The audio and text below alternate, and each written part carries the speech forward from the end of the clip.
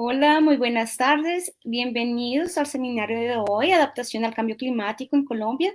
Soy María Angélica Mejía Cáceres, quien estará acompañándolos como la moderadora del seminario. Y vamos a dar inicio con la presentación de Damaris Paola Rosso López, quien nos hablará sobre Colombia, uno de los países más vulnerables de Latam al cambio climático.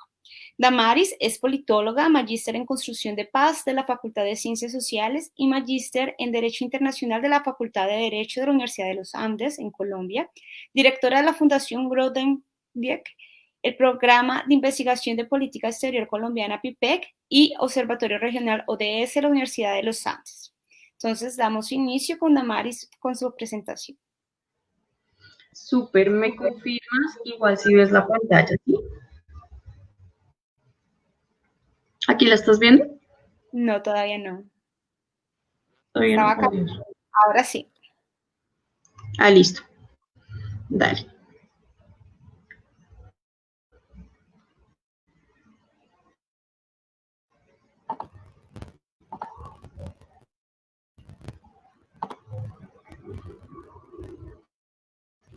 Bueno, muchas gracias, digamos, por el espacio.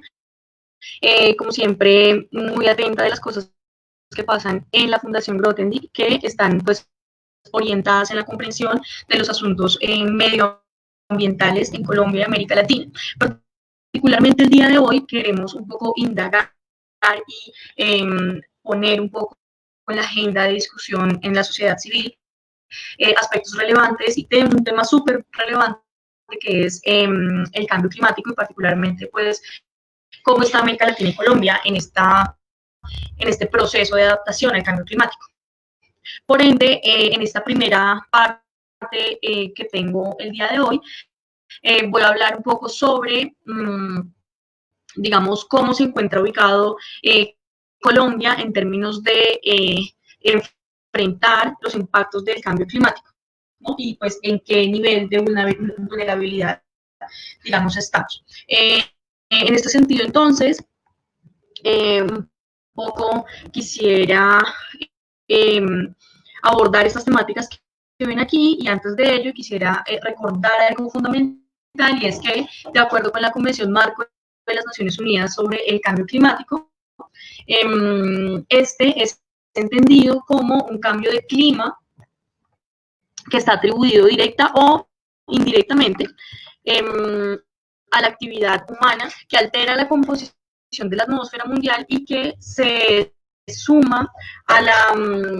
variabilidad natural del clima observada durante periodos de tiempo básicamente comparables de entrada, ¿no? Esta perspectiva, lo que les decía, va por la Convención Marco de Naciones Unidas, pero además también tenemos una aproximación no tan lejana del Grupo Intergubernamental de Cambio Climático, mejor conocido en sus siglas como el IPCC, y este define el cambio climático como este cambio interno del sistema climático o de la interacción entre sus componentes o cambios forzados externos debido a, por supuesto, causas naturales o actividades humanas. Un poco pues nos adentraremos, digamos, muy someramente a esta temática. En este sentido, todos los países, sin excepción, sufrirán los impactos devastadores del cambio climático. Entre estos, por supuesto, encontramos a Colombia, ¿no? Por ello, digamos que esta presentación tiene como propósito un poco identificar el nivel de vulnerabilidad de Colombia al cambio climático en aras, digamos, de comprender esta temática de acuerdo a nuestras necesidades y también a, por supuesto, nuestras vulnerabilidades de acuerdo a nuestro proceso también de desarrollo. Capaz se está viendo. Listo, disculpen. Listo, entonces la idea aquí, como pueden ver, es que en principio lo que voy a hacer es abordar un poco algunos de los impactos relevantes que se han destacado en términos de cambio climático en América Latina y el Caribe. Y de allí, entonces, paso un poco a estos impactos particularmente generados en Colombia por el cambio climático, de acuerdo también a estos estudios que ha hecho el IDEA. Finalmente, se analiza, digamos, espero un poco analizar junto a ustedes los efectos del cambio climático para Colombia,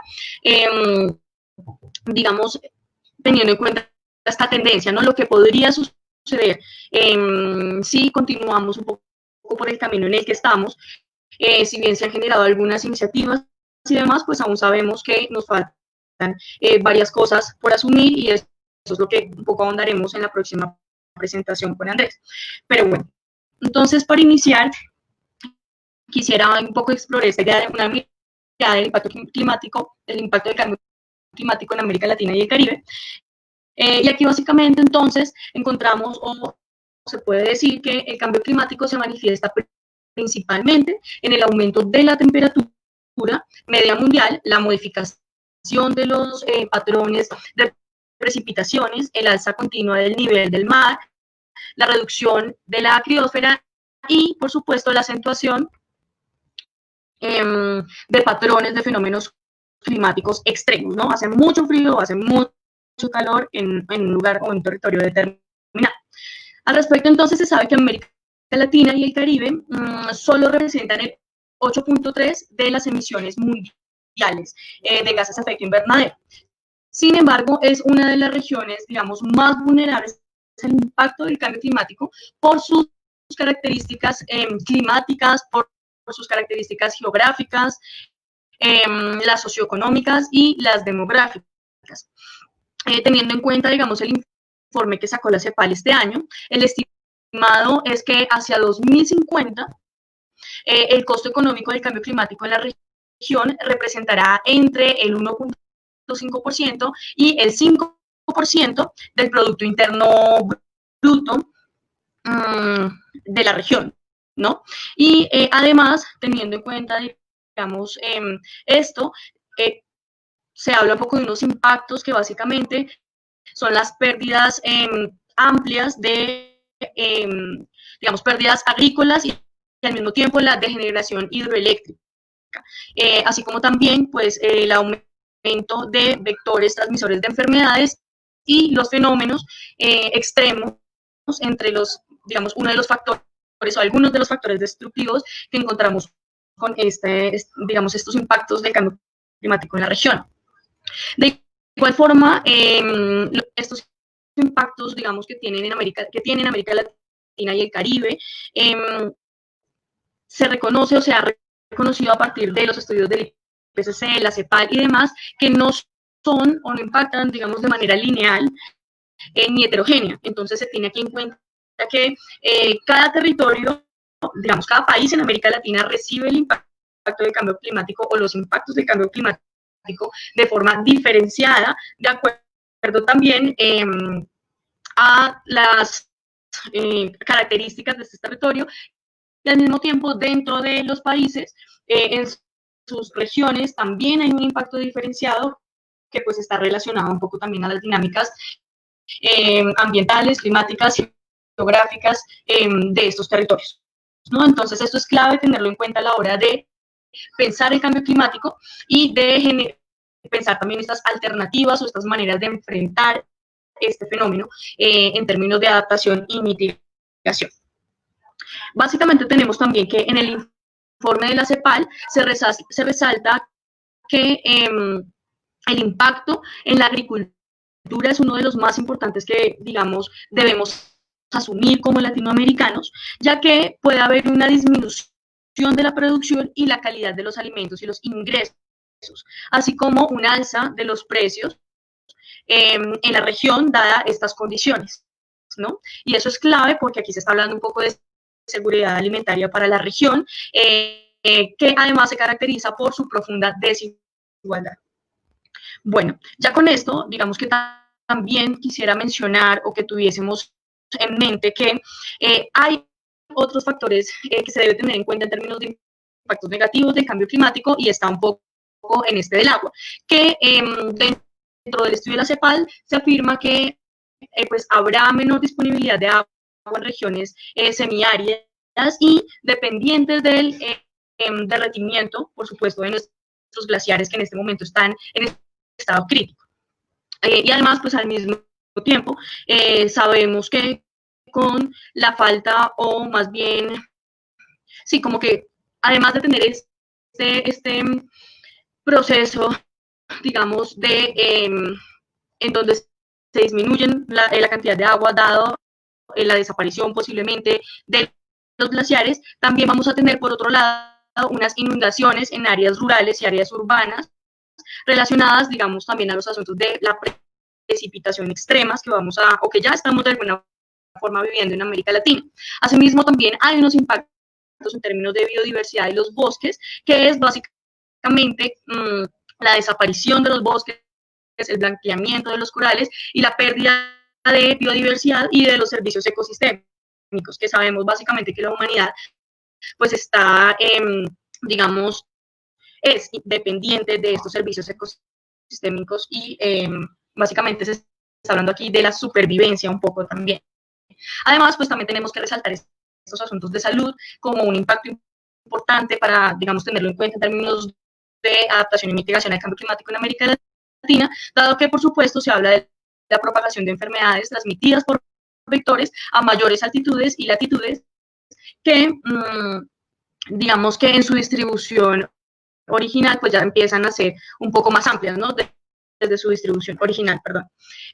Otra cosa que también se resalta, que es muy importante ahora que, digamos, pasamos en este proceso de implementación del acuerdo de paz, así es un poco raquítico, pero digamos que es que se habla de un impacto en términos de turismo, porque pues va a haber pérdidas de infraestructura, alza de nivel del mar,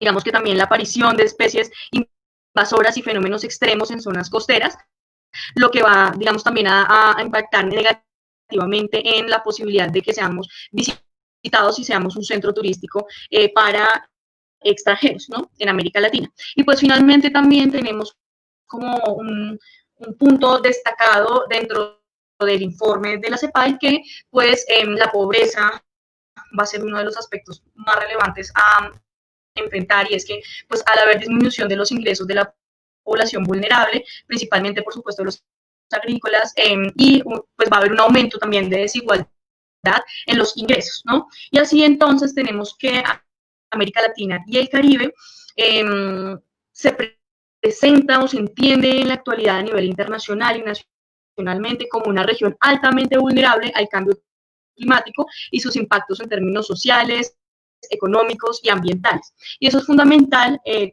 tenerlo en cuenta porque, pues, a partir de esta generalización de los posibles impactos que podamos tener de acuerdo a las características de nuestra región, de América Latina y el Caribe, pues también sabemos un poco que vamos a tener unas cosas similares, otras más profundas y otras un poco menos fuertes que estos otros países, ¿no? Y allí entonces tenemos o pasamos un poco a esta idea del impacto del cambio climático en Colombia, una realidad que prende las alarmas, es decir, que ya nos avisa, nos empieza, digamos, a mandar mensajes muy claros que, por supuesto, nosotros debemos abordar y pues empezar a trabajar en términos de políticas públicas nacionales, regionales, departamentales y municipales. Porque, como dijimos en el principio, los impactos del cambio climático se dan de forma heterogénea y pues están muy digamos, entrelazados con las características de los distintos territorios.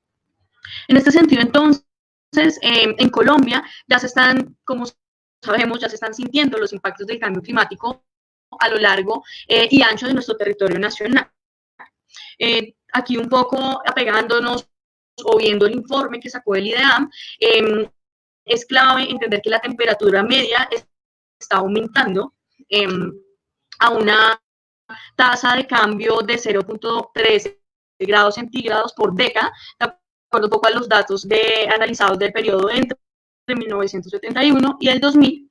Y pues, como sabemos que esto es heterogéneo, este impacto, pues los departamentos están presentando estos cambios de forma distinta, ¿no? Entonces tenemos, por ejemplo,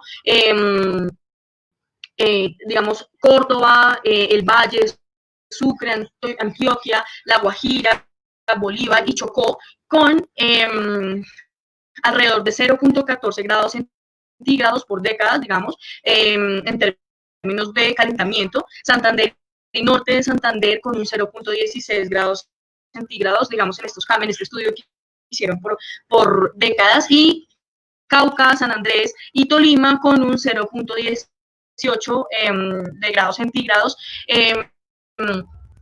digamos, en esta idea de que se asciende la temperatura. Al mismo tiempo reconocemos que, o se reconoce que Caquetá tiene un 0.23 de grados centígrados, digamos que ya nos evidencia también como un cambio, o un cambio más bien no, sino un ascenso bien diferenciado y más alto que los demás, que es pues preocupante, por supuesto, porque pues sabemos que lugares con mucho calor pues son invivibles, ¿no?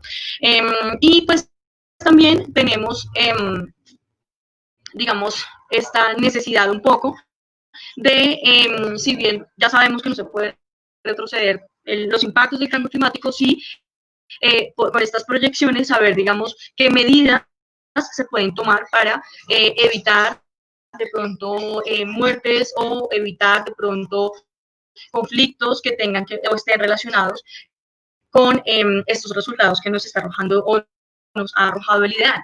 También pues tenemos que las tendencias para este periodo, el mismo 71 al 2000, en términos de precipitación total anual, han mostrado una disminución en varios sectores, digamos, y unos aumentos en otros en Colombia. Como sabemos, lo que les decía, pues digamos que todo varía de acuerdo también a las condiciones de los territorios.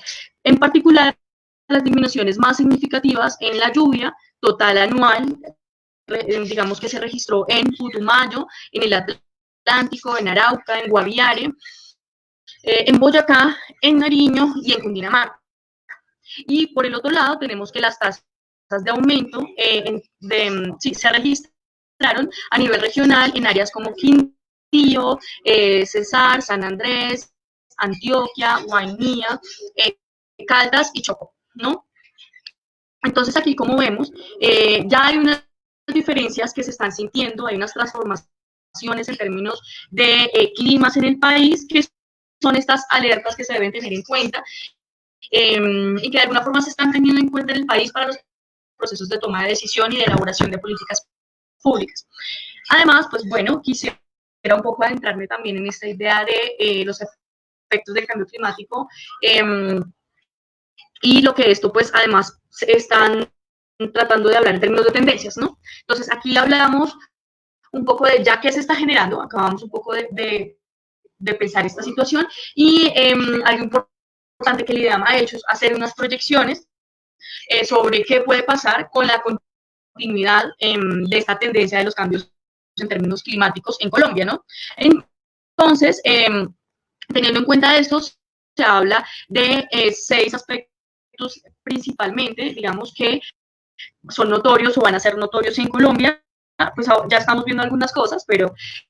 Y uno es el confort térmico, que básicamente es como el cambio en el confort térmico puede generar que el área del territorio colombiano con condición de muy caluroso o incómodamente caluroso también, aumente en gran parte de las regiones del Caribe, la Orinoquia y la Amazonía. Por supuesto, también se habla de, digamos, este calentamiento en el Valle de Magdalena y en la zona andina. Entonces vemos que varias o la mayoría de nuestras regiones pues van a incrementar en términos de temperatura. Además, en zonas de la cordillera, el confort térmico de frío y muy frío se estaría reduciendo, digamos, de forma más paulatina, ¿no? Tenemos también que en el aspecto de salud humana se ha establecido que con el calentamiento el dengue y la malaria pueden expandirse a zonas más altas del país y por ende a pisos térmicos más altos que serían vulnerables a estas enfermedades. Y ya lo estamos viendo, ¿no? Porque en Colombia sabemos que la malaria se ha ido expandiendo y está, digamos, tomándose más regiones de las esperadas, dado también a este cambio climático que está sufriendo el país. Súper. Entonces, además, también tenemos un poco esta preocupación latente por la disminución de los glaciares. Y, pues, como sabemos, en el país ha desaparecido el 84% del área del glaciar que existía, digamos, en el territorio colombiano. Y, pues, se estima que si los glaciares siguen perdiendo anualmente entre el 3 y el 5% de su área glacial, estos podrían, digamos, desaparecer básicamente en 30 o 40 años, ¿no? Entonces es una realidad realmente preocupante que, por supuesto, pues también tenemos que empezar a afrontar.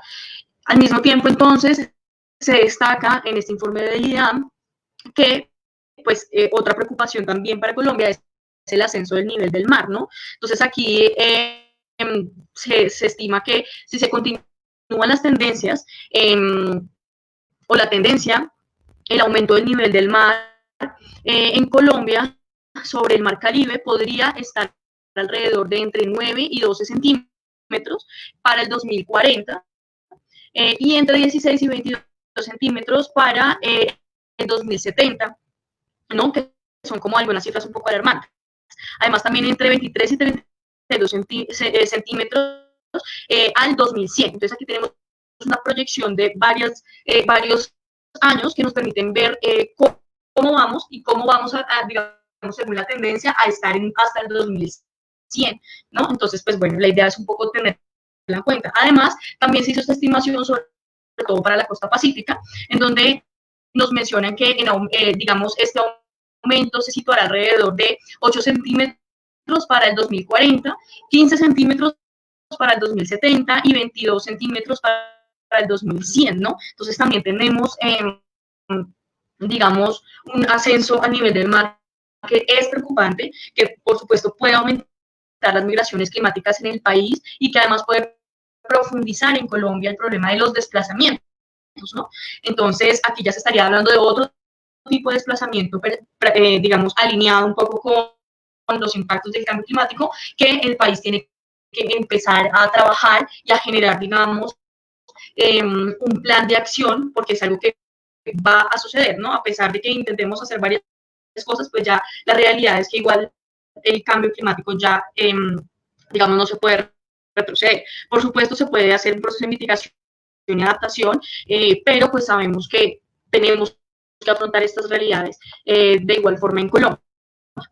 Otra cosa fundamental, otras dos cosas puntuales fundamentales, digamos, dentro de estos efectos del cambio climático en Colombia, es el sector agropecuario y el impacto, y básicamente es que este se verá vulnerable especialmente con procesos de avances, de los avances de la desertificación, ¿no? Y tiene que ver un poco con este cambio en los usos del suelo, en donde no hemos hallado aún en Colombia maneras sostenibles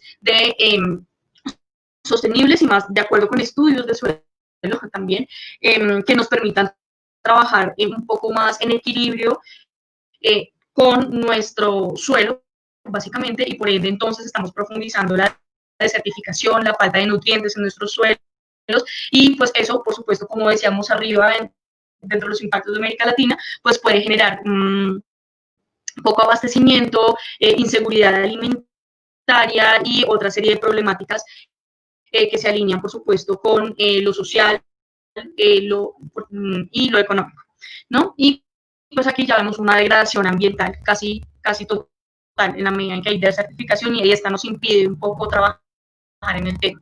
Y finalmente, pues tenemos lo que tiene que ver con el recurso hídrico, que es este cambio en el ciclo hídrico que puede generar el desabastecimiento de agua para el consumo humano, especialmente en las regiones de Caribe y en la región andina.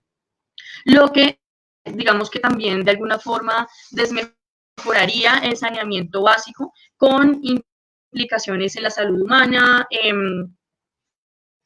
y pues que incrementaría los costos de provisión de agua y en algunos casos, digamos que también podría ocasionar, y creería yo que nosotros ya hemos estado un poco alineados con este tipo de cosas y es conflictos entre la población y las entidades encargadas de la gestión de los recursos y la provisión de agua potable en el país, ¿no?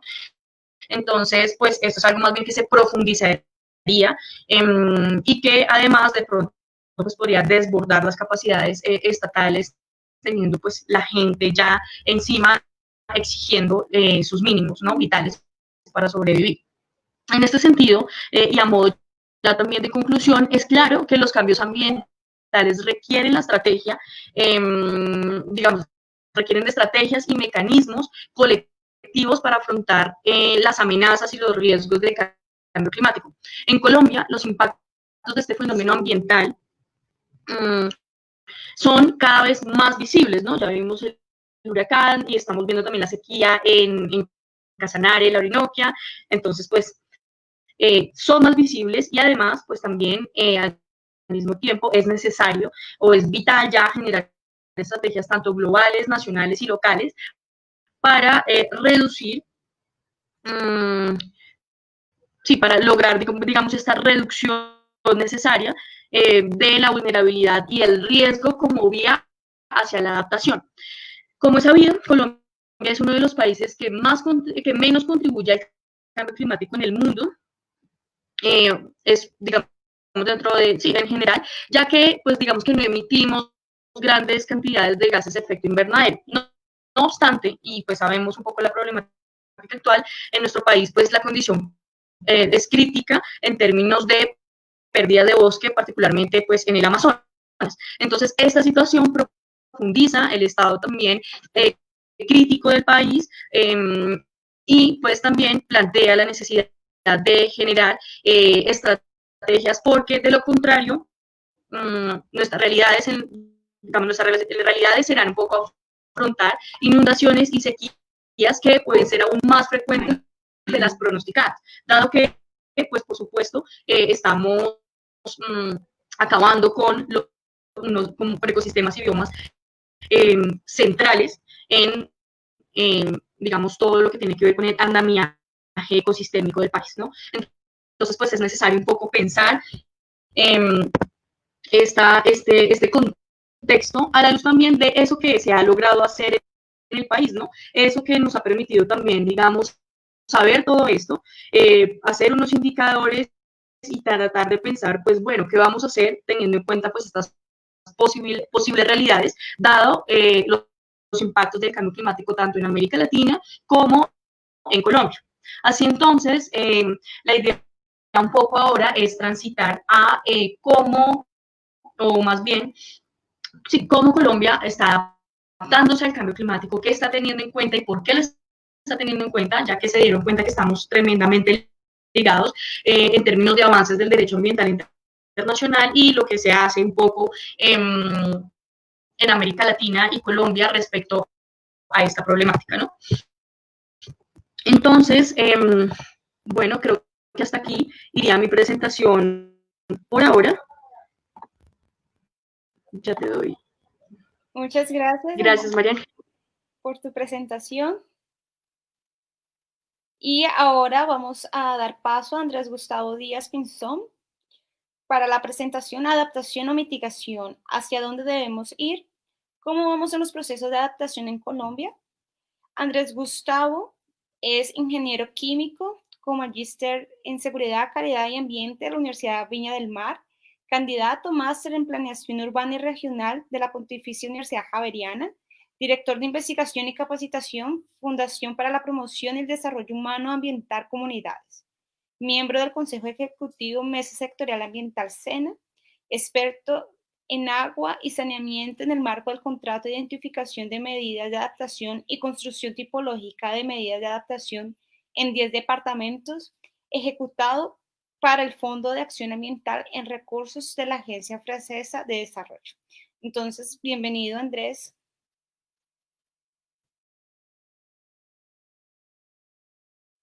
Tu micrófono. Ya, gracias, María Angélica. Buenas tardes a todos, un gusto saludarlos. Bueno, digamos que vamos a dar inicio rápido a esta presentación. Agradecerte, Damaris, por la invitación. Y retomando el tema que tú estabas tocando, que es muy importante respecto a la adaptación y a todos los esfuerzos que en este momento han ido haciendo el IDEAM, precisamente respecto. ¿Ya están viendo mi pantalla, perdón? Está cargando. Listo. Respecto a todo este tema, quiero decirles lo siguiente: el IDEAM ha venido haciendo un trabajo muy juicioso, desarrollando modelos matemáticos complejos para poder construir estos escenarios que tú estabas presentando, pero hay algo que es realmente curioso e importante para nosotros respecto a lo que tú comentabas, y es que para quien hace un análisis profundo de los escenarios de cambio climático nuestros, si bien es cierto la temperatura está aumentando en el planeta y esto tiene mucho que ver con los temas del efecto invernadero y los GEI, en el caso de Colombia particularmente hay una coyuntura y es que el tema del recurso hídrico constituye acá nuestra situación más compleja. ¿Qué razón? Cuando se revisan los escenarios, nos damos cuenta en términos de lo que son precipitaciones, que las precipitaciones nuestras de todas maneras siguen siendo importantes. Y lo vemos ahorita con lo que está pasando en el país, donde hemos tenido, ya estamos pasando de un clima bimodal a monomodal. Ahora les voy a explicar y por qué esto es importante para el tema de adaptación o mitigación. ¿Ya tienen la pantalla? Sí, ahora sí. Perfecto. Entonces, lo primero es que vamos a ver de dónde viene este tema del cambio climático y acá hay que entender la diferencia entre cambio climático y calentamiento global. Calentamiento global básicamente es calentamiento global. ¿Eso qué quiere decir? Incremento en la temperatura en el globo terrestre. Hay diferentes causas para que esto se dé. Una de ellas, pues, son las emisiones GEI, ¿correcto? Otra de ellas es el tema de la alteración del ciclo del agua, indudablemente. La pérdida de la cobertura boscosa, por ejemplo, que en un momento dado genera que el efecto albedo, que es la refracción de los rayos solares y la radiación solar en el suelo, me genera un calentamiento adicional. Cuando yo pierdo cobertura boscosa, esa refracción del calor es mayor y lo que me genera es un incremento en la temperatura. Ahí estamos hablando de calentamiento global. El cambio climático es un tema distinto. El cambio climático, nosotros sabemos que el clima es algo mucho más amplio que la simple temperatura. Nosotros hablamos, cuando hablamos de clima, hablamos de precipitaciones, hablamos obviamente de temperatura. Sí, los dos están trabajados. Hablamos también de calidad de aire en un momento dado. Y obviamente el cambio climático se constituye en algo más complejo. Lo que tenemos que entender es que hay algo que es la integridad de la biosfera y el cambio climático. Y esta integridad es la que nosotros hemos venido afectando y como resultado de la afectación de esta integridad hemos venido causando una disminución en los recursos naturales que llamamos nosotros o en aquellos elementos, aquellos servicios planetarios. Y allí surge entonces un tema que es el contexto de los límites planetarios. En Rockström, un ecólogo, es quien empieza a trabajar esta teoría. Para aquellos que quieran ahondarla, pueden hacer link en la presentación que ustedes la tendrán disponible y allí encontrarán el video donde él explica todo, tiene traducción, les va a servir muchísimo para entender el porqué de estos límites, pero más importante aún, cómo de aquí es que parte todo el tema de los objetivos del desarrollo sostenible y también lo que tiene que ver con el cambio climático y la COP21, dejando claro que si ustedes observan acá el cambio climático aquí es una de las 9 dimensiones, ¿de acuerdo? Pero también está la biodiversidad de la cual hemos hablado acá ahorita, está el ciclo del agua, que es este que estamos viendo acá, está el ciclo del fósforo, el ciclo del nitrógeno, entonces lo que estamos viendo ya es toda la complejidad, pero lo que estamos encontrando es cómo la interacción de todos estos elementos son los que nos están llevando al deterioro de nuestro planeta y en últimas es esto lo que nos está generando un problema de subsistencia. Y aquí hay que entender que el concepto de adaptación en términos amplios va más allá de la adaptación al cambio climático. La adaptación al cambio climático sería lo referido únicamente en adaptación con relación a lo que tiene que ver con los impactos al cambio climático, que específicamente está relacionado con las variaciones hidrológicas y meteorológicas que surgen de los procesos de urbanismo y que obviamente tienen que ver con las condiciones o con los sistemas de gobernanza de los países, las normas y la gobernabilidad también, porque no solo es que tengamos normas, Colombia tiene muchas normas ambientales, pero al momento de la aplicabilidad no funcionan. ¿Eso qué implica? Que no hay una existe la gobernanza, pero no la gobernabilidad. La vulnerabilidad al cambio climático surge entonces como un contexto que se podría entender o lo define la Corporación Autónoma de Fomento como la función de la naturaleza, la magnitud y la tasa de variación del clima a la cual está expuesto un sistema, su sensibilidad y su capacidad adaptativa. Acá ya empezamos a encontrar dos definiciones, ahorita las vamos a ver. Es función de la exposición al riesgo y el grado de sensibilidad dentro del sistema, y también de la habilidad del sistema para adaptarse al cambio. ¿Qué quiere decir esto? Andrés Díaz es vulnerable a que le dé una gripa. ¿Eso qué quiere? ¿Eso qué significa? Que mi vulnerabilidad depende de, si, o mejor, pongamos el caso del COVID. Para que yo sea vulnerable al COVID, tengo que estar expuesto al COVID. Obviamente, los niveles de mi organismo, ¿recuerdo? Si mi organismo es sensible a esos temas, pues indudablemente yo voy a ser más propenso a contraerlo. Pero adicionalmente, según cómo esté mi sistema de defensa, mi sistema inmune, si mi sistema inmune es fuerte, pues entonces sencillamente, así yo lo contraiga, mi cuerpo va a reaccionar adecuadamente. Puede llegar incluso a ocurrir que yo sea sintomático. Entonces, en ese caso, si yo tengo esas condiciones, pues yo sería vulnerable en lo mínimo. Pero si yo puedo, pero si en mis condiciones aparece que yo soy sensible porque tengo diabetes, asma o problemas respiratorios, pues entonces mi vulnerabilidad va subiendo, y para poderla controlar, ¿yo qué tengo que hacer? Pues no exponerme, y eso implica mantenerme encerrado en mi casa. Y aquí estoy explicándoles cómo la vulnerabilidad es función de un elemento que es la exposición y la sensibilidad y la capacidad adaptativa. Obviamente, a menor capacidad adaptativa, tengo una mayor vulnerabilidad. Entre mayor capacidad adaptativa, tengo una menor vulnerabilidad. La capacidad adaptativa en términos del cambio climático será la habilidad de un sistema para ajustarse al cambio climático, incluyendo la variabilidad del cambio climático, las variaciones climáticas, para lograr que los daños potenciales sean moderados, pero también implica que yo pueda aprovechar ventajas. Esta parte es importantísima, porque en el caso de Colombia,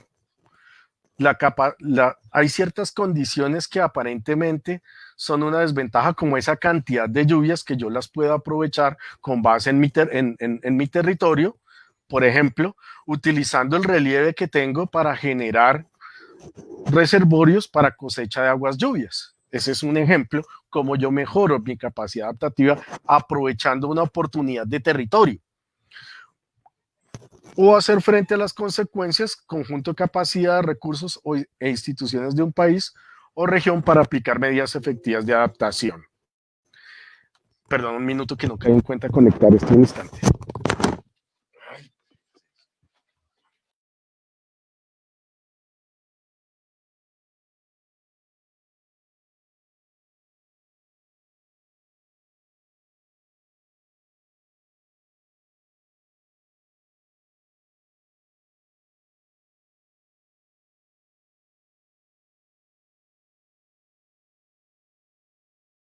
Las cosas, viene otro concepto que es el de adaptación, que básicamente es la capacidad de acomodarse de los sistemas naturales humanos como respuesta a los estímulos climáticos reales o esperados a sus efectos.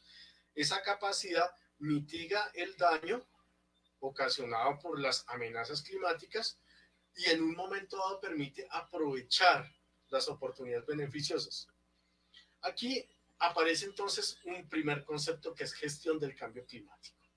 Y la gestión del cambio climático es un proceso coordinado de diseño, implementación y evaluación de acciones de mitigación y adaptación al cambio climático que se orientan a reducir la vulnerabilidad de la población y la infraestructura y los ecosistemas ante los fenómenos del cambio climático.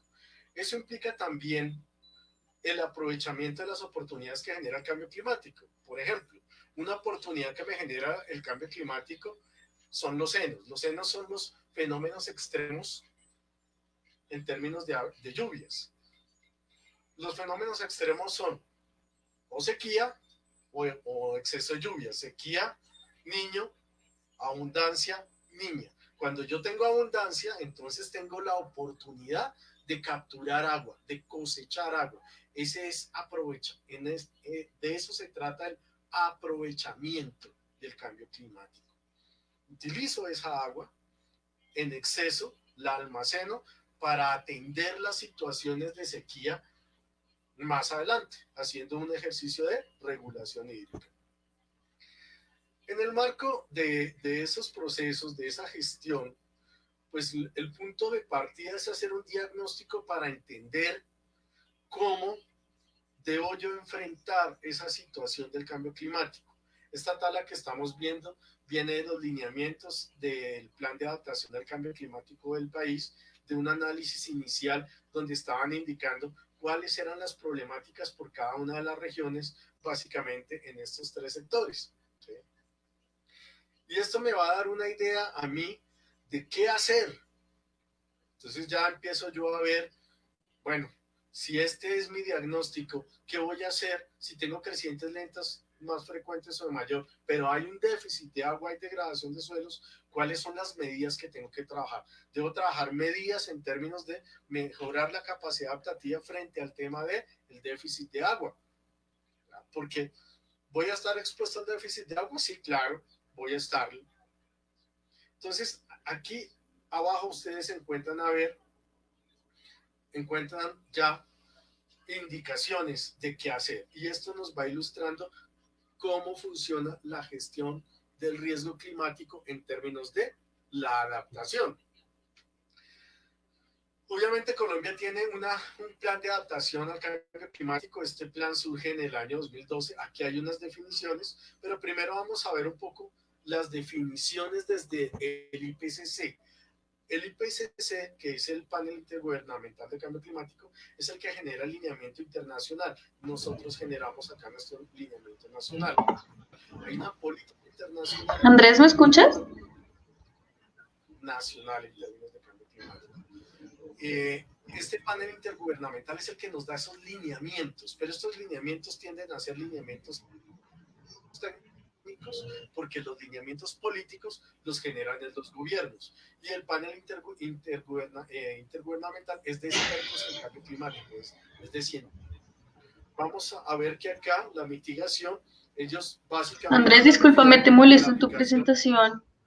Es que dicen que se está escuchando un poco más bajito de lo que hacía al inicio. No sé si puedes hacer algo para el sonido.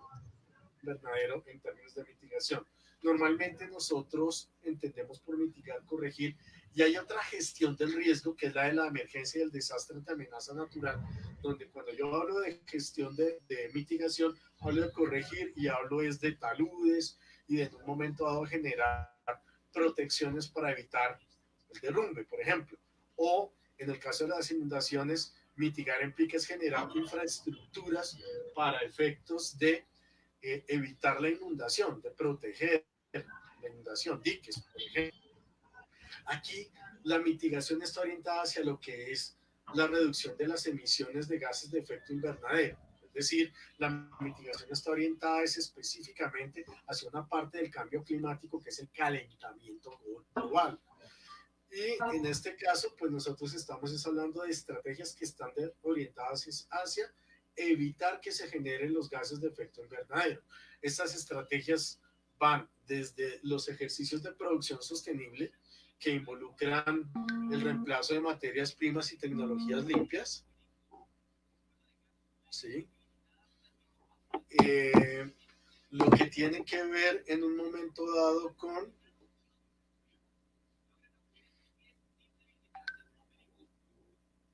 lo que tiene que ver con la agricultura también sostenible, específicamente estrategias que están orientadas hacia evitar los procesos de deforestación para asegurar que las coberturas boscosas, que son las que hacen la fijación de los gases como el CO2, o sea, los sumideros de carbono se mantengan, todo lo que tiene que ver con la movilidad sostenible y la eliminación del uso de los combustibles fósiles. Esas son medidas de mitigación. Lógicamente, el transporte público se puede entender también como una medida de mitigación.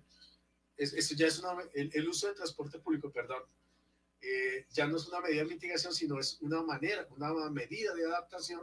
Entonces, la implementación de los sistemas de transporte público para la reducción de las emisiones GEI es una medida de adaptación. Y aquí ya empezamos a encontrar la mitigación. La mitigación es simplemente la implementación de tecnologías o elementos que directamente me permitan reducir las emisiones. Las medidas de adaptación van desde atrás. Es generar cambios en el comportamiento que en un momento dado me generen un resultado libre de emisión. Eso ya es una medida de adaptación que tiene un impacto directo en el cambio climático porque me ayuda en la reducción de las temperaturas. Entonces, ahí hay una diferenciación entre lo que es la mitigación y la medida de adaptación. El transporte sostenible es una medida de adaptación, la movilidad sostenible es una medida de adaptación, la eliminación, la reducción del consumo de combustible fósil o la eliminación de los combustibles fósiles tiende a hacer es una medida de mitigación. La reducción de viajes por efecto de uso de transporte público es en un momento dado una medida de adaptación. Lo que estamos encontrando es que toda medida de adaptación tiene un efecto de mitigación, mientras que las medidas de mitigación no necesariamente involucran, no van a ser medidas de adaptación, son medidas de mitigación. Tienen que ver es con una función de corrección en el final del proceso. La otra implica inicio del proceso, final del proceso, por lo tanto, toda medida de adaptación involucra una mitigación y tiene un impacto mucho mayor. Por eso la adaptación es más fuerte que la mitigación.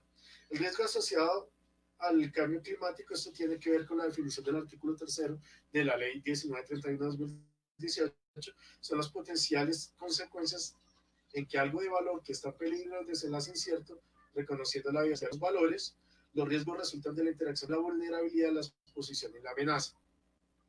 Esa es la definición, no es muy clara. Lo que yo les podría decir es que básicamente un riesgo asociado al cambio climático es aquel que surge por una amenaza climática, ¿correcto?, a la cual somos vulnerables y por efecto de esa amenaza a la que estamos expuestos, que esa amenaza potencial se vuelve una afectación producto de un evento, entonces inmediatamente se configura el riesgo climático. Eso puede ser una inundación provocada por efecto de las lluvias excesivas, una remoción en una avalancha producto de las lluvias excesivas en la zona de alta montaña, donde se dio un represamiento y por efecto del exceso de agua y del mal manejo integral de la cuenca, la avalancha se viene y destruye un municipio.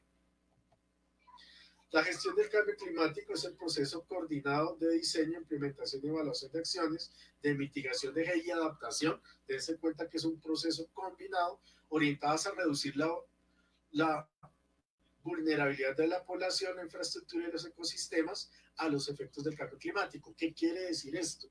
Que yo trabajo en función de mejorar la calidad de vida, el patrimonio, el uso del suelo, el manejo, el ordenamiento, los proyectos de infraestructura, la prevención de desastres y las acciones urbanísticas para efectos de que mi población no tenga problemas producto de las lluvias en exceso, de eventualmente las sequías también, o incluso, digamos que en términos de lo que acaba de ocurrir en San Andrés, por ejemplo, ya ante fenómenos como los huracanes, digamos que es muy, muy complejo atacar ese proceso, pero en términos de infraestructura eventualmente se escogen infraestructuras o se diseñan infraestructuras que en un momento dado puedan resistir. La verdad es que hay límites y por más que se quiera, siempre se llegará a la función del desastre. La mitigación de intervención humana que busca evitar o reducir, esto es lo más importante. Mitigar implica evitar o reducir. mientras que adaptar va en función de la prevención. Y aquí es donde está la clave de todo esto, de nuestro discurso, hacia dónde debemos ir, hacia evitar o reducir, disminuir, evitar o reducir, o hacia prevenir. Evitar o reducir, cuando yo hablo de evitar en casos de la mitigación versus el prevenir, que es el caso de la adaptación, donde la adaptación en un momento dado yo entro hasta en el pensamiento del ser humano para efecto de cambiar hábitos y de esa manera poder gestionar el riesgo ante el cambio climático. Un ejemplo, deja de arrojar los residuos sólidos y las basuras y de rellenar el humedal. El humedal es un sistema de regulación hídrica natural.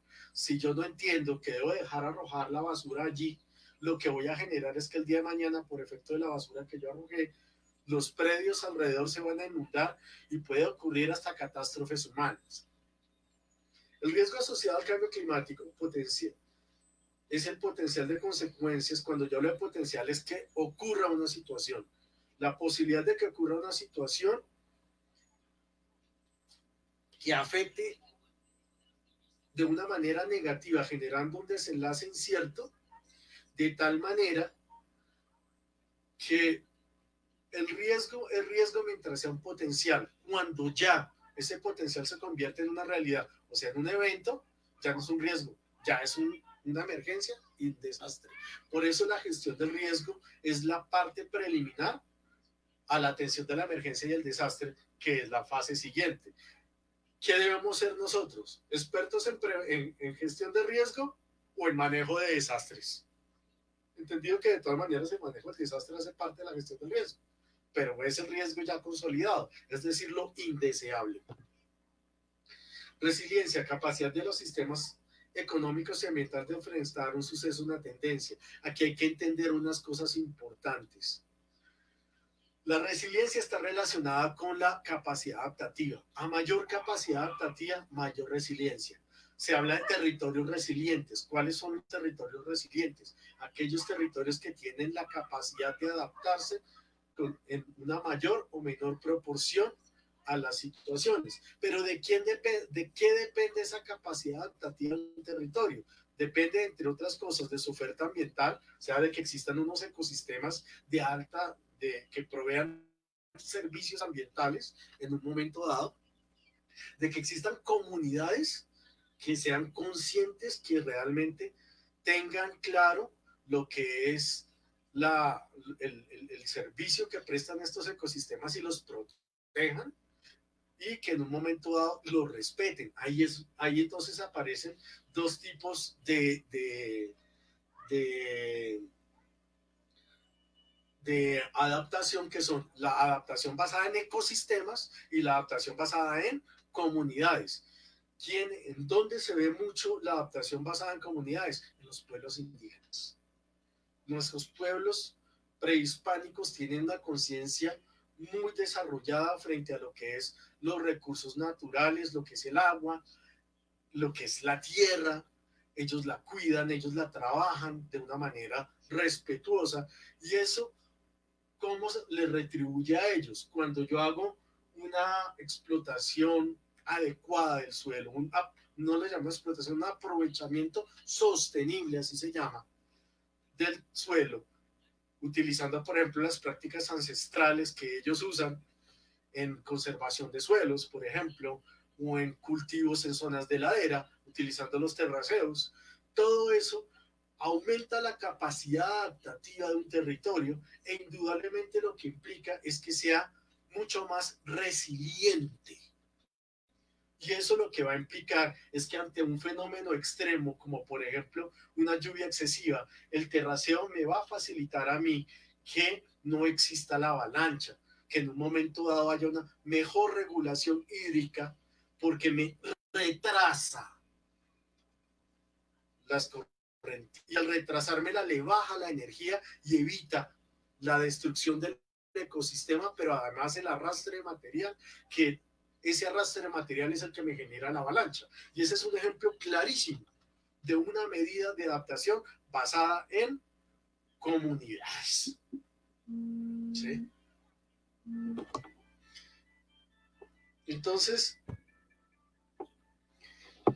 ese ejercicio de la resiliencia es clave porque los territorios resilientes son los llamados a existir.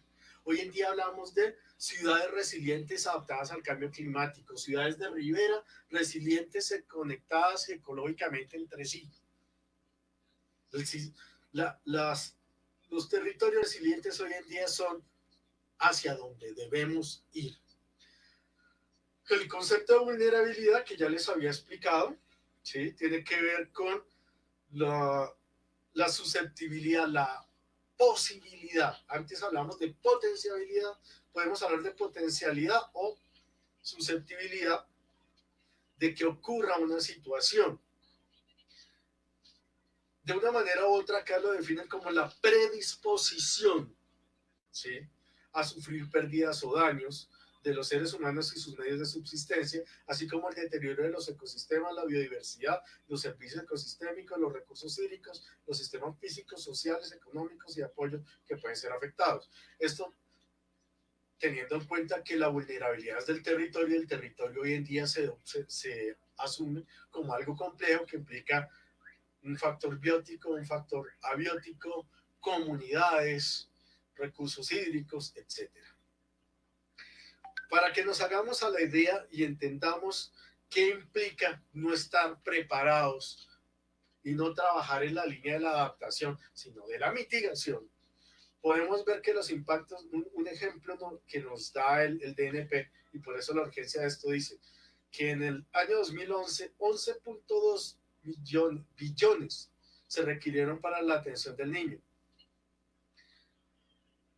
de los cuales se evidencia 1.6 billones muestra la necesidad de adaptarse dada la alta vulnerabilidad reflejada en 600 desastres provocados por fenómenos naturales al año. Si nosotros vemos, la mayoría de nuestros problemas de desastre, ¿por qué tienen que ver? Tienen que ver con avalanchas, con remociones en masa, con inundaciones. Nuestro factor en términos climáticos de amenaza más alto es el agua. Y esto tiene que ver con nuestro sistema montañoso y con que nosotros somos un país con alta riqueza en recurso hídrico, pero recurso hídrico superficial y con alta montaña, lo cual implica que nuestros ríos tienen mucha violencia, que nuestros ríos son ríos que en un momento dado tienen una energía potencial para la destrucción altísima. Por lo tanto, nosotros tenemos que trabajar fuertemente en esa parte. Y ese es un tema no de mitigación, sino de adaptación. No se trata de hacer diques, no se trata de hacer canalizaciones. Ahorita más adelante, cuando veamos la adaptación en infraestructura, veremos el éxito que tuvieron en Corea gracias a haber revegetalizado cauces. Y una de las situaciones más importantes en términos de la adaptación es el respeto a los drenajes, y por eso surge el concepto de sistemas urbanos de drenaje sostenible y todo lo que tiene que ver con el drenaje sostenible. Entonces, acá, en resumen, ¿qué debemos ser? ¿Expertos en manejo de desastres o en prevención de riesgos? Nosotros tenemos que los eventos climáticos, nosotros tenemos una función de vulnerabilidad en la exposición y el riesgo de desastre en la mitad. Entonces, la combinación del evento climático con la vulnerabilidad, o sea, el evento climático, alta vulnerabilidad y máxima exposición, igual desastre. Inmediatamente, entonces, ¿qué ocurre? Que tengo que hacer un plan de manejo del desastre, tengo que hacer la gestión del desastre y al final la adaptación al cambio climático. ¿Tiene sentido? ¿Cuál debe ser realmente el orden? ¿Sí? Asimismo, tengo que trabajar en la línea del cambio climático antropogénico. ¿Qué quiere decir el cambio climático antropogénico? Hoy en día hablamos de que estamos en la era del antropoceno. ¿Qué quiere decir la era del antropoceno? Después de la revolución industrial, o sea, al llegar la revolución industrial, el hombre se adueñó del proceso de transformación del planeta. Con la revolución industrial empezamos a usar la tecnología para transformar la realidad planetaria. Y en el marco de esa transformación empezamos a generar unos impactos. Y esos impactos han generado que en 200 años, poco más, vamos para 200, nuestros primeros 250 años, partiendo, bueno, digamos que alrededor de 1700 a 2020 que llevamos, hemos generado una afectación en el planeta más grande que lo que habíamos hecho en 2000 años atrás. ¿Eso qué implica? En más de 2000 años hacia atrás. Eso lo que nos está implicando a nosotros es que estamos afectando drásticamente nuestro ecosistema planetario, estamos generando una variabilidad natural y del clima acelerada que es la que nos está llevando a la destrucción. Por eso tenemos que empezar a trabajar con la gestión del riesgo climático, pero haciendo la diferenciación. A este lado vemos la gestión del riesgo y el manejo del desastre, donde aquí tenemos que este conocimiento es del riesgo de amenaza natural. Pero si yo llevo este mismo ciclo al conocimiento del riesgo, pero del cambio climático, vamos a ver que el ciclo es el mismo. Esto incluso responde a una norma técnica que es la NTC 31000, porque hay riesgos administrativos, jurídicos, y el ciclo de manejo de gestión del riesgo es el mismo. Lo que cambia es la manera en la que hago el análisis, el monitoreo, la comunicación y la identificación y la caracterización. Se hace de una manera frente a las amenazas naturales y de otra frente al cambio climático. Lo que hizo el IDIAM en su análisis de vulnerabilidad riesgo, que ahora veremos un ejemplo con el caso del Tolima, es la base para uno tener lo que llaman ABR, análisis ABR. El análisis ABR es la base para formular planes de manejo de riesgo. Y es el que tenemos que hacer hoy en día todos en cada uno de los municipios para efectos de poder tener un plan de adaptación municipal, que es el que tenemos que llevar a nuestro ordenamiento territorial, y es en lo que deben trabajar a futuro los municipios. Aquí entramos a ver ya un poco en términos de medidas de adaptación, de acuerdo a las dimensiones, las tipologías o las áreas. Entonces, en la política nacional nuestra, hablamos de medidas de adaptación en lo rural, en lo urbano, a nivel de ecosistemas, en términos de energía, infraestructura, planificación, información, educación y financiera. Los lineamientos de la política nacional del Plan Nacional de Adaptación al Cambio Climático, que la política nacional es una y el plan de adaptación es otro. La relación es directa. Yo en la política defino las estrategias y el plan de adaptación lo que tiene es que acoger las estrategias. Nuestro país funciona al revés, pero digamos que en un momento dado lo que se hizo fue pues tratar de conciliarlos, y ahorita debe hacerse un ajuste con base en los primeros resultados obtenidos. Esos primeros resultados obviamente tendrán que ver con las metas fijadas, los NDC, que son las contribuciones nacionales que el país propuso para la COP21. La Agencia Francesa de Desarrollo me tipifica este tipo de dimensiones. Estas son las dimensiones de la adaptación. En el caso de la CAF, me habla de adaptación en ciudades, ecosistemas, infraestructura y a nivel de la dimensión agrícola y la comunidad rural. El DNP básicamente me reconoce ecosistemas, infraestructura, planificación y comunidades. Y aquí ya entramos a mirar las que en este momento tiene el DNP reconocidas, de las cuales trabajamos como primera medida la adaptación basada en ecosistemas. ¿Sí? Lo primero que hay que entender es que los ecosistemas nos proveen unos servicios, unos beneficios, ¿de acuerdo? Que los estamos viendo acá en la gráfica. Nos provee toda la parte de fotosíntesis, que cuando nosotros hablamos de la fotosíntesis lo que estamos viendo es fijación de carbono, pero a la vez producción de oxígeno. Está ayudándonos con toda la parte de ciclo del agua también. Ciclo de nutrientes tiene que ver con todo lo que son los ciclos del nitrógeno y el fósforo, pero también el ciclo del agua. Formación de suelos. Los suelos en términos del cambio climático son importantísimos y del riesgo climático. ¿Por qué? Porque una degradación de suelo, una subsidencia de un suelo, lo que implica es una remoción en masa al combinarse el deterioro del suelo con el exceso de precipitación, la infiltración, y se genera la remoción en masa y de paso también hasta un deslizamiento y hasta las avalanchas, porque eso me genera, todos los fenómenos se combinan y al final lo que tenemos es el desastre. Esa es la realidad. Vemos otros servicios que están ya más en la parte social, correcto, como son los valores estéticos, el paisajismo, los valores espirituales y religiosos, las zonas de recogimiento espiritual, donde se reúnen nuestros mamos, por ejemplo, las zonas de recreación, ecoturismo, las zonas de salud mental y física, y acá incluso podríamos también incorporar todo el tema de intercambio de conocimiento, de gestión de conocimiento. En fin, todas estos servicios ecosistémicos, en un momento dado, me puedo valer yo de ellos para efectos de incrementar la capacidad adaptativa del territorio, ¿de acuerdo?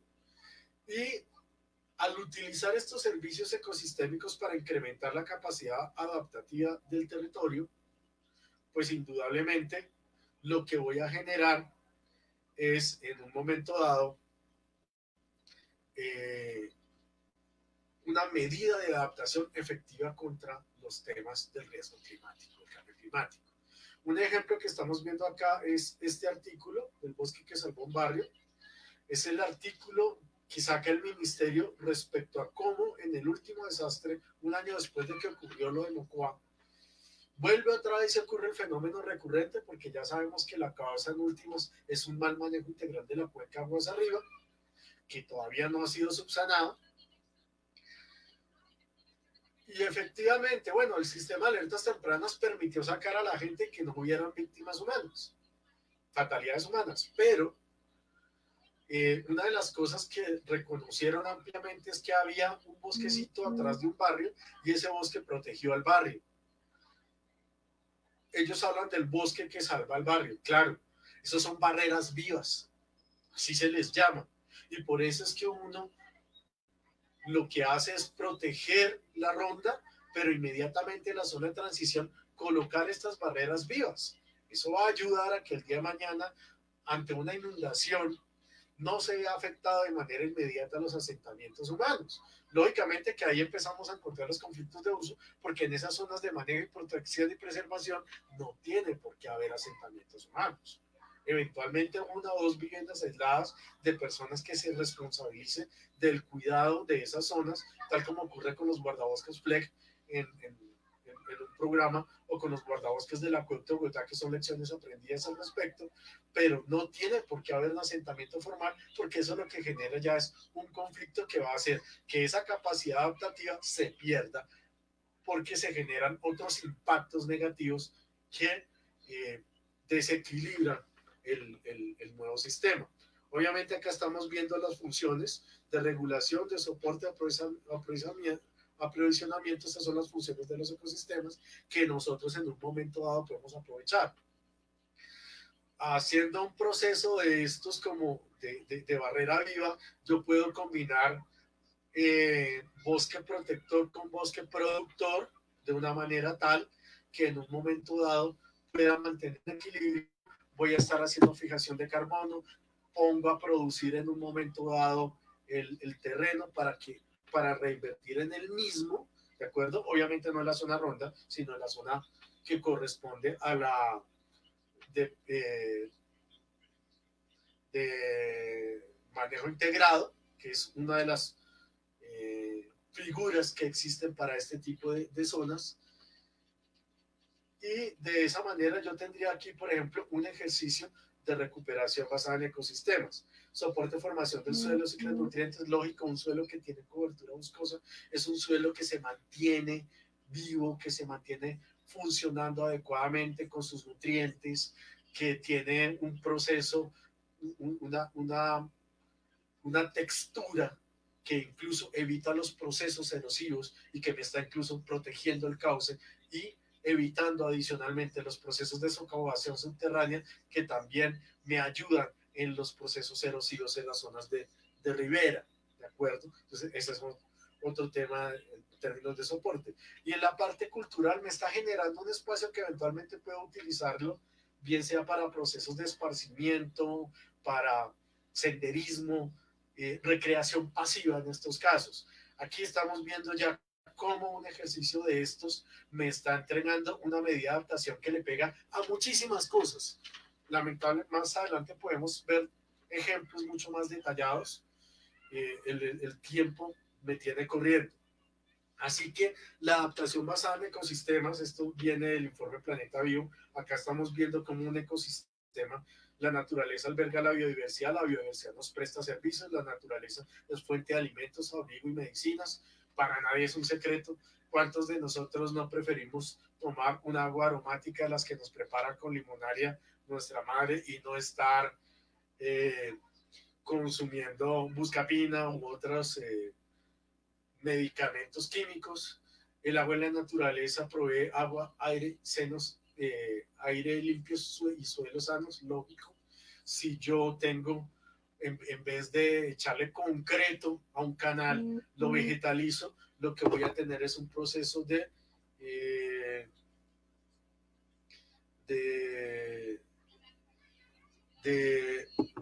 revegetalización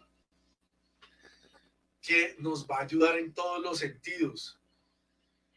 Y finalmente la naturaleza nos inspira, claro, un espacio natural, nos da unas condiciones óptimas para compenetrarnos con la naturaleza y nos permite gestionar conocimiento, encontrarnos con nosotros mismos, tanto en términos de lo que es el proyecto personal de vida, como eventualmente poderse sentar con otras personas a intercambiar conocimientos y a desarrollar conocimiento especializado, que eso es la base, entre otras cosas, del turismo de conocimiento, que es un turismo altamente especializado que se trabaja muchísimo en este tipo de lugares.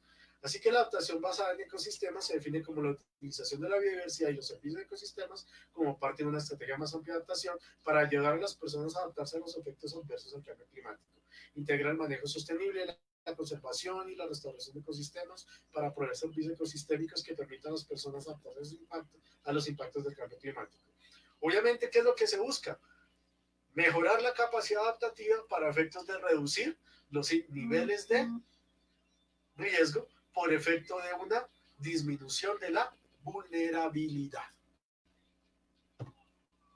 La adaptación basada en comunidades, ya la habíamos tocado, pero básicamente ella aprovecha el conocimiento, el saber ancestral, la organización social, el modus vivendi de la comunidad y su contexto para que de esta manera, aprovechando ese conocimiento, se generen unos comportamientos humanos hacia el planeta. El consumo responsable en un momento dado debería ser un ejercicio que surge de una cultura. Entonces, si nosotros vemos nuestros indígenas, ellos manejan perfectamente el consumo responsable. Ellos no toman más de lo que necesitan. Ellos toman lo que necesitan. Ellos respetan la madre tierra, la Pachamama. Obviamente, bajo este contexto se requiere un acercamiento con las comunidades para poder sacar esos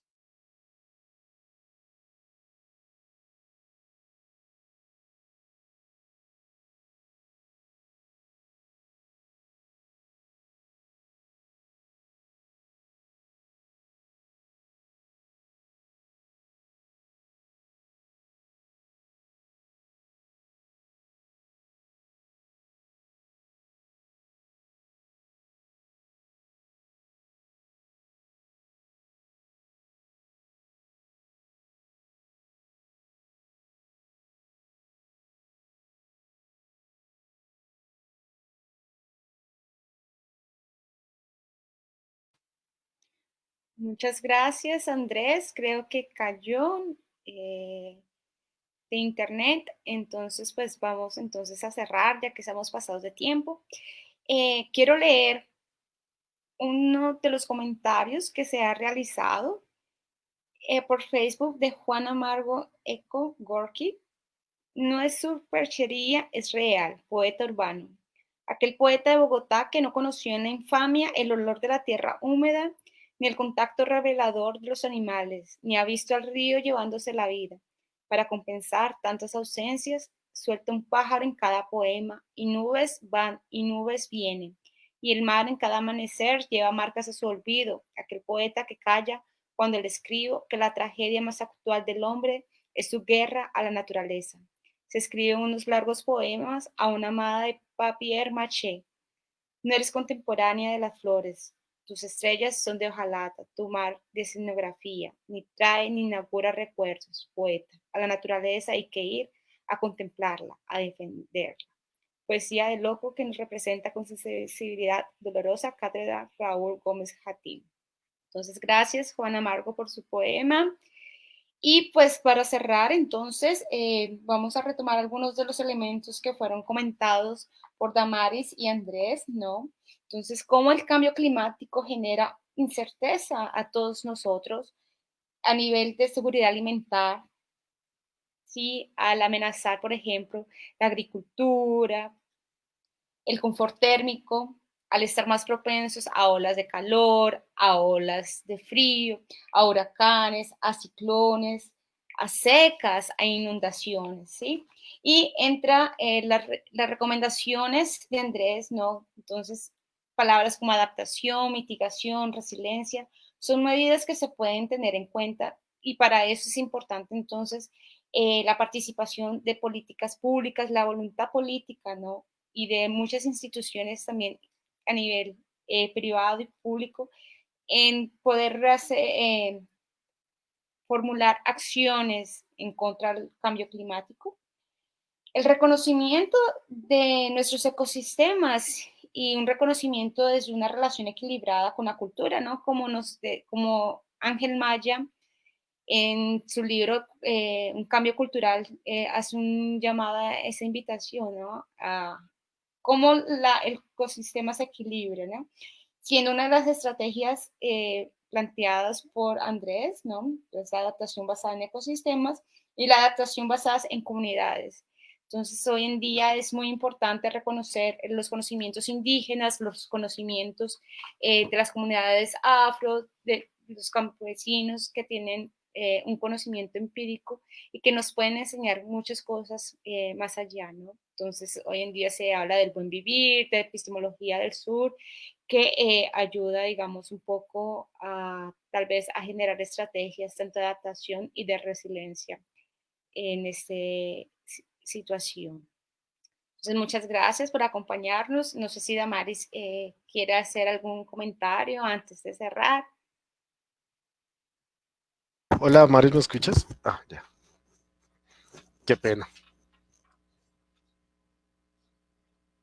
Damaris, el micrófono. Súper, Andrés, ya te vemos. Qué Aquí pena me pasa que cae. se cayó. Sí, no lo notamos, fue como estabas ahí como, pero seguramente vamos a poder abrir otros espacios en donde pues podamos continuar aprendiendo un poco de ti y contigo sobre todos estos temas.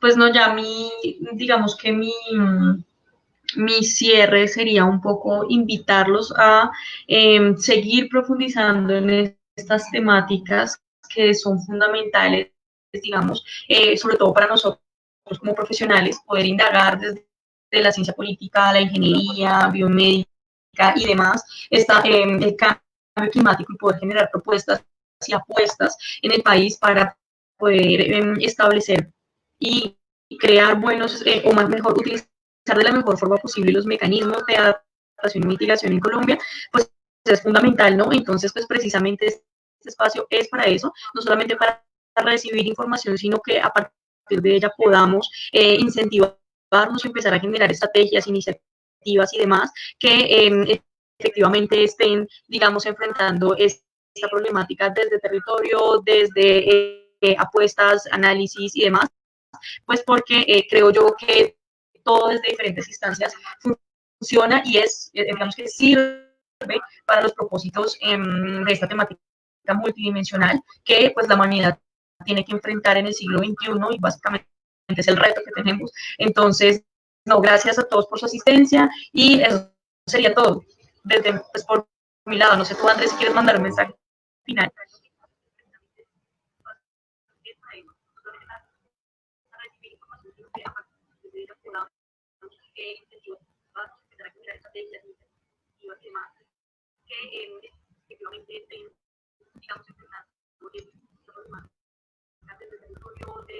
No, parece que no nos escucha, entonces María ya puede cerrar y listo.